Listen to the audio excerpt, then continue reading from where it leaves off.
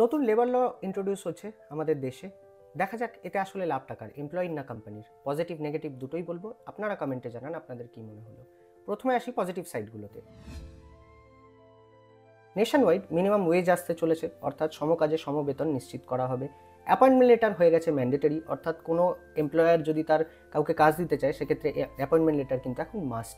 Weekly working hour হয়ে গেছে fixed. ওভারটাইমের rule হয়েছে ক্লিয়ার এবং ইউনিফর্ম, আর কোনো নতুন ঝামেলা থাকছে না। পিএফ ইএসআইসি ইন্স্যুরেন্স এখন কিন্তু শুধুমাত্র কন্ট্রাকচুয়াল মানে পার্মানেন্ট কর্মী না, রাদার কন্ট্রাকচুয়াল কর্মী এবং গিগ ওয়ার্কার যেমন সুইগি, জোম্যাটো ইত্যাদির ডেলিভারি বয়, এরাও কিন্তু এর কভারেজ পাবে। ওয়েমেন ওয়ার্কারদের জন্য এখন ইকুয়াল পে এবং প্রপার সেফটি যদি থাকে সেক্ষেত্রে নাইট শিফটটা অ্যালাউ করা হচ্ছে। ফিক্সড টার্ম কর্মীরাও এখন পার্মানেন্ট কর্মীদের মতো বেশ কিছু বেনিফিটস পাবে। টয়লেট, ড্রিঙ্কিং ওয়াটার, সেফটি এগুলো কিন্তু এখন কোম্পানিকে বাধ্যতামূলক করতে হবে। স্যালারি, অ্যাটেন্ডেন্স, লিভ সব রেকর্ড হয়ে যাবে ট্রান্সপারেন্ট। অর্থাৎ কিছু ভালো ভালো রিফর্মস থাকছে, কিন্তু এর অনেকগুলো নেগেটিভ সাইডও আছে। দেখে নেওয়া যাক সেগুলো কি। যেমন স্টেট রুল যদি ডিলে হয় সেক্ষেত্রে এই মিনিমাম ওয়েজের আসল সুবিধা পেতে কিন্তু দেরি হতে পারে। আগে একটা নিয়ম ছিল, যে কোনো কোম্পানির মিনিমাম 100 জন এমপ্লয়ি হয়ে গেলেই নতুন কোনো এমপ্লয়িকে লে অফ করতে হলে সরকারকে জানাতে হতো। এখন কিন্তু সেই সিলিংটা বাড়িয়ে করে দেওয়া হয়েছে 300। অর্থাৎ ক্ষুদ্র বা মাঝারি কোম্পানি এখন যদি কাউকে চাকরি থেকে ছাড়াতে চায় বা লে অফ করতে চায় সেক্ষেত্রে কিন্তু তাকে সরকারকে আর জানাতে হবে না। ফলে জব সিকিউরিটি যাচ্ছে অনেকটাই কমে।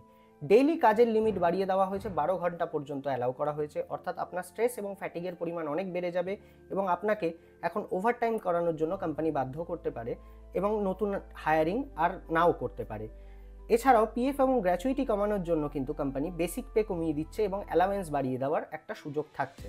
অর্থাৎ বর্তমানে আপনি ইনহ্যান্ড স্যালারিটা বেশি পেলেও আপনার ভবিষ্যতের সঞ্চয়টা কিন্তু কমে যাবে অনেকটাই।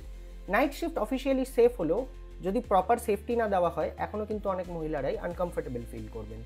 পার্মানেন্ট হায়ারিং কমে যাবে, কন্ট্রাকচুয়াল হায়ারিং বাড়তে পারে। তার কারণ এখন কিন্তু বিভিন্ন রকমের পার্মানেন্ট রোল যেগুলো ছিল এইচআর, ফিনান্স, সেখানেও কিন্তু কন্ট্রাকচুয়াল হায়ারিং অ্যালাউ করা হচ্ছে। ছোট ছোট কোম্পানি কিন্তু এখন ওয়ার্কলোড আপনার উপর বাড়াতে পারে এবং হায়ারিং সম্পূর্ণরূপে এড়িয়ে যেতে পারে। এবং এই এক্সট্রা মনিটরিং এবং ট্র্যাকিং কিন্তু এমপ্লয়ির ফ্রিডম কমিয়ে দিতে পারে। ফলে যেরকম পজিটিভ আছে সেরকম নেগেটিভও আছে।